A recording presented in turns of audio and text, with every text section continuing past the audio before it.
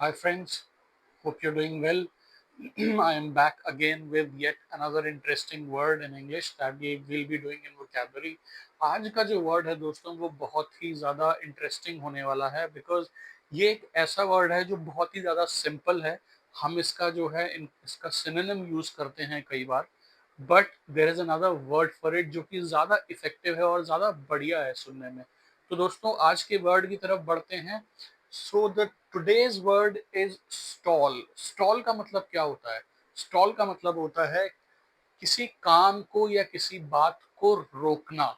To stop something और stop someone to do anything. ठीक है, रोकना जो होता है, स्टॉप करना है, उसको कहते हैं stall.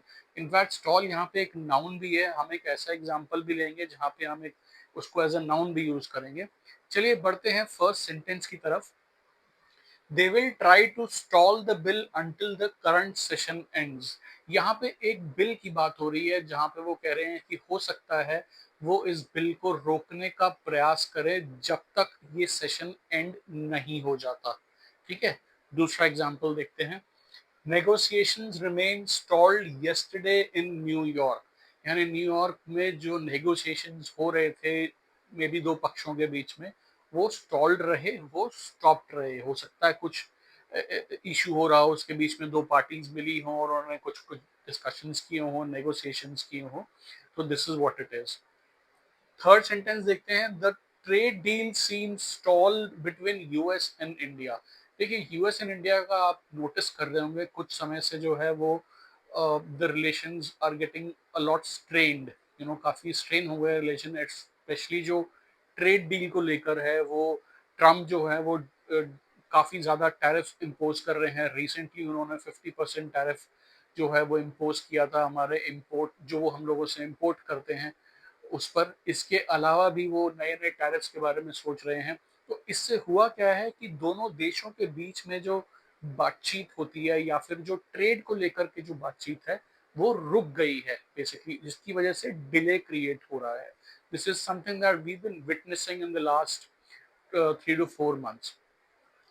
Fourth, Ramesh has been, मैं रनिंग भूल गया हूँ, उसमें रनिंग लिखना है. Running his stall since last 10 years in Delhi.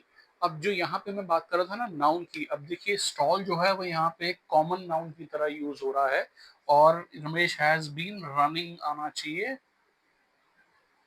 है ना. तो रमेश जो है अपनी स्टॉल को, जो कि कोई भी स्टॉल हो सकती है, फिश स्टॉल, फ्रूट स्टॉल या कोई भी एक स्टॉल है, he has been running this in the past since last 10 years in Delhi. यानी दिल्ली में वो पिछले 10 सालों से वो स्टॉल जो है वो रन कर रहा है.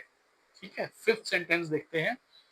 Israel and Palestine's war has not stalled since its beginning from 7 अक्टूबर 2023. इसमें एक्चुअली पी बड़ा होगा, मैंने गलती कर दी है क्योंकि ये प्रॉपर नाउन है, कंट्री का नाम है. तो देखिए, इसराइल और पैलेस्टीन के बीच में जो वॉर है हम लोग नोटिस कर रहे हैं. देखिए 7 अक्टूबर 2023 को पैलेस्टीनियन, जो नॉट पैलेस्टीन एक्चुअली, हमस जो ग्रुप था उसने हमला किया था इसराइल पर.